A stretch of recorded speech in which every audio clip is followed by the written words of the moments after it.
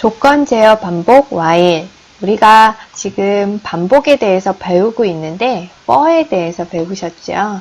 자, for의 경우는 한 번, 두 번, 세 번, 네 번 이렇게 반복의 횟수를 셀 수 있을 때 쓰면 좋은 거고요.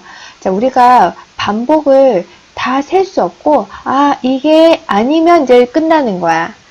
이게 되면 이제 반복은 끝나는 거야. 라는 조건으로 상태를 보고서 반복을 해야 되는 경우도 있어요. 그때 쓰는 게 while이라는 조건 제어 반복입니다. 풀이를 하면 어쩐 조건이 만족되는 동안 반복을 한다는 거예요. 자, 아닌 조건, 그러니까 어떤 조건 아닐 때까지 난 기다릴 거야. 될 때까지 난 기다릴 거야. 이렇게 생각하시면 된다는 거예요. 그래서 그 예가 자, 이거예요. 아이가 밥을 먹으려고 기다리고 있는데 엄마한테 물어봐요. 엄마, 다 됐어요? 하고 물어보는데 자, 엄마가 아니라고 이렇게 대답을 하게 되면 아이는 무엇을 해야 돼요? 기다리는 걸 계속 반복을 하다가 엄마가 아니라는 대답을 안 하고 다른 대답을 하면 그거는 이제 밥이 됐다라고 가정을 하는 거죠. 아니면 엄마가 응 또는 그래 라고 대답을 하신다 하면 그때는 거짓 조건, 반복의 조건을 충족하지 않아서 바로 무엇을 하면 돼요? 기다리는 반복을 끝내고 밥을 먹을 수 있다는 얘기예요. 자, 우리가 반복을 할 때는 두 가지의 이 반복은 어쩔 때는 똑같은 문제를 해결할 때 for를 써도 오케이. 자, while을 써도 오케이가 되는 문제가 있고요. 자, 또는 둘 중에 하나로 적절하게 잘 써야 되는 상황도 있는 거예요. 우리가 말을 의사 전달은 할 수 있지만 좀 세련된 표현과 세련되지 않은 표현이 있잖아요. 어떻게든 알아들을 수는 있지만 그것처럼 for와 while은 그렇게 사용도 할 수 있어요. 하지만 상황에 따라서 횟수를 셀 때는 for를 쓰면 좀 더 효율적인 효과적인 프로그래밍이 되고요. 자, 조건, 횟수가 애매할 때는 상태를 보고 될 때까지, 안 될 때까지 반복한다 라는 경우에는 while을 쓰면 좀 더 효과적인 프로그래밍이 됩니다. 자, 그러면 while을 사용하는 형식을 잠깐 볼게요. 자, while 루프는 while이라는 키워드를 쓰고 반복의 기준이 되는 조건을 써줍니다. 조건은 참이면 이 문장을 수행하는 건데 자, 뭐뭐 하는 동안이기 때문에 문장이 끝난 게 아니라서 반드시 콜론을 써줘야 돼요. 여러분 기억하실 게 if, elif도 있었고요. 자, 풀 버전을 다 쓰면 else, 자, 이렇게 되어 있는 얘네들과 for, 그리고 지금 배우는 while은 조건이 함께하는 경우가 많고 자, 여기도 조건, if하고 elif는 조건이 붙어있죠? 자, 조건이 있고 다 문장이 나온 후에 반드시 이렇게 콜론을 해주셔야 된다는 거 꼭 기억을 해주세요. 자, while은 아주 쉬워요. 자, 보시는 것처럼 한 번 더 얘기를 하면 while 써주고 띄우고 조건 그 다음에 콜론 해주고 해야 할 일을 들여써서 작성을 해주시면 됩니다. 자, 여러 개가 있으면 당연히 블럭 형식으로 들여서 계속 써주시면 됩니다. 자, 그러면 예제를 볼게요. 앞에서 살펴본 상황을 프로그램으로 작성을 해보았는데요. 자, response라는 애는 대답을 저장하는 변수입니다. 자, 처음에 물어보는 거예요. while이라는 걸 써주고 response가 이 변수 안에 저장된 값이 아니와 똑같니? 라고 물어보면 아니 좀 기다리면서 물어보겠지요. 엄마 다 되었어? 하고 물어보면 사용자가 또 이렇게 대답을 해주겠죠. 그러면 자, 이걸 물어보고 나서 어디로 제 프로그램의 흐름이 이동을 하냐면 다시 이쪽으로 가는 거예요. 그리고 다시 물어봐요. 자, 아니라고 대답을 했기 때문에 response 변수에는 또다시 아니라는 값이 저장이 돼요. 아니라고 저장이 되면 또다시 물어보는 거죠. 자, 그러고서는 또 앞으로 가요. 자, 그럼 사용자가 또 아니 넣었어요. 그럼 이게 그대로 유지가 돼요. 그러면서 또다시 또 물어봐요.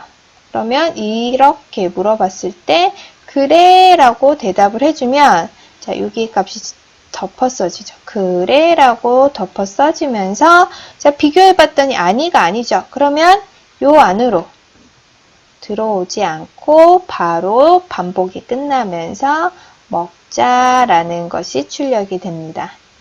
그러면 프로그램으로 확인을 해 보겠습니다. 자, 리스폰스의 첫 번째로 자, 아니가 저장이 되어 있기 때문에 바로 반복문의 조건을 만족해서 지금 이 부분이 실행이 된 겁니다. 자, 그러면 아니라고 할게요. 아니 하면 다시 어디로 제어가 들어오는 거예요? 자, 다시 이쪽으로 흐름이 들어옵니다. 다시 아니 하면 계속 아니가 들어오면 계속 물어보는 거예요. 그러다가 자, 뭐 그래, 응 이라고 해볼까요? 이번에는 응 하면 아니가 아닌 대답만 들어오면 돼요. 근데 이제 우리가 긍정적인 대답이 들어온다고 가정을 해야 되겠죠? 그래서 밥을 먹게 됩니다. 조건 제어 반복을 좀 더 이해시켜줄 예제. 우리가 횟수 제어 반복을 좀 더 이해하기 위해 예제를 살펴본 것처럼 조건 제어 반복도 좀 더 이해를 하기 위해 예제로 직접 그 사용을 살펴보겠습니다. 1에서부터 100까지의 합을 구하는 프로그램을 작성해 볼게요. 이 프로그램은 횟수 제어 반복으로도 우리가 구현을 해 보았는데요. 자, 그때 코드를 잠깐 떠올려 보셨으면 좋겠어요. 우리가 sum이라는 것을 0부터 시작을 했고요. 이 sum은 합을 저장하는 것이었죠. 그리고 바로 for 해서 i가 in, 어디 in, range 1에서부터 100일까지 기억이 나시나요? 자, 순환을 할 때 이 sum의 값을 계속 쌓아뒀죠. 무엇의 값을? i의 값을 계속 쌓아두고 마지막에 출력을 해주었던 프린트를 해주었던 프로그램이에요. 자, 기억이 나시나요? 자, 이런 구조였는데 이 구조를 똑같이 어디에서 자, while이라는 조건 제어 반복을 이용해서 구현을 한다는 거예요. 자, 근데 조금 다른 점이 보시면 count라는 아이가 있죠. 프로그램의 흐름을 잠깐 살펴보면 1에서부터 100까지의 값을 하나씩 쌓는 거예요. 자, 그러면 1에서부터 100까지의 값이 for문에서 for를 이용한 횟수 제어 반복에서는 i에 하나씩 들어가면서 i의 값을 sum에 계속 덮어 추가를 해줬죠. 자, 더해서 넣어주고 더해서 넣어주고 자, 그러면 그 구조를 잠깐 살펴보면 1에서 100까지 세워주는 i가 필요한 거예요. 자, 그런데 while에서는 자, count가 그 역할을 해주긴 할 텐데 count의 상태를 보는 거예요. count가 100이 되었나 안 되었는가를 계속 뭐 하는 거냐면 관찰하고 있는 거예요. 이렇게 쳐다보고 있는 겁니다. 자, 그리고 자, sum은 합을 저장하는 곳이고요. 자, 본격적으로 이제 준비 작업을 한 거예요. 이 부분은 준비 작업. 준비를 하고 자, 본격적인 반복을 합니다. 반복은 무엇이죠? 계속 더하는 역할을 하죠. 자, 그런데 1에서부터 100이 제공이 되어야 돼요. 자, 우선은 while 해서 뭐뭐 하는 동안 count라는 값이 100보다 작은 동안 자, 그럼 count에 지금 있는 값이 무엇이죠? 1이 저장이 되어 있고 자, sum에는 0이 저장이 되어 있죠. 앞에서 준비 작업에서 자, while 하고서 count가 100보다 작은지 보는 거예요. 100보다 작네. 그러면 자, 현재 count 값을 sum이랑 더해서 다시 sum에다가 넣어 라고 이제 명령이 들어갑니다. 그러면 현재 같은 경우는 sum이 0이고 count가 1이죠. 얘네들을 더해서 다시 sum에다 집어넣으니까 이렇게 1일로 바뀌겠죠. 자, 그리고 count는 해서 count 플러스 1 해준다는 얘기는 현재 count 값에 1을 더해서 다시 저장을 한다는 거예요. 그러면 얘는 2가 된다는 얘기죠. 자, 다시 이쪽으로 돌아와요. count가 100보다 작거나 같나요? 네, 작거나 같아요. true가 되죠. 그러면 또다시 현재 count 값을 sum에 현재의 sum과 더해서 뭐예요? 저장을 하죠. 그럼 3이 되겠죠. 자, 카운트는 하나 증가를 하고 이런 식으로 계속 반복을 합니다. 자, 무엇이 언제까지? 자, 카운트의 값이 100과 같아질 때까지 이 부분이 조건이 true가 되면 계속 이 반복 작업을 하다가 100일이 되는 순간 자, 계속 얘를 증가시켜주죠. 100일이 되는 순간 자, 반복을 하지 않고 이 프린트문을 출력하게 됩니다. 자, 그래서 계속 카운트의 상황을 뭐 하고 있는 거예요? 예의주시하고 있는 거죠. 요 부분이, 조건 부분이요. 자, 그리고 반복을 언젠가는 끝나게 하기 위해서 무엇을 하고 있어요? 카운트가 하나씩 증가되면서 반복을 끝내기 위해 달리고 있죠. 자, while하고 for를 보시면 while 부분은 카운트의 값이 100보다 작은 상태를 예의주시하고 있고요. for의 경우는 이 범위 안에서 i 값이 계속 바뀌면서 문제를 해결하고 있죠. 같은 문제를 해결하는 방법이 비슷하면서도 다르게 됩니다. 그러면 코드로 확인을 직접 해보겠습니다. 실행을 해보겠습니다. 실행을 하면 1부터 100까지 합이 잘 출력이 되고요.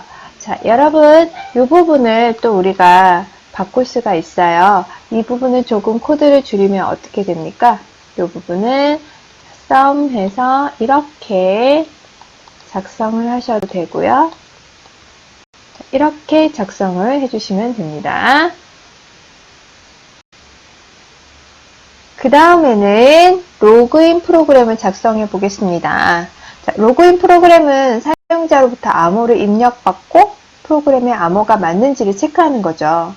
사용자가 올바른 암호를 입력하면 프로그램은 종료되겠지만 사용자가 잘못된 암호를 넣으면 다시 암호를 물어봐야 되겠죠. 사용자가 몇 번 만에 올바른 암호를 넣을지는 예상할 수가 없어요. 자, 그러면은 이런 경우에 반복을 계속 수행을 해야 돼요. 몇 번 만에 할지 횟수를 셀 수가 없죠. 그럼 이때 쓰는 반복은 while, 조건 제어 방법이 너무 궁합이 잘 맞는 거죠.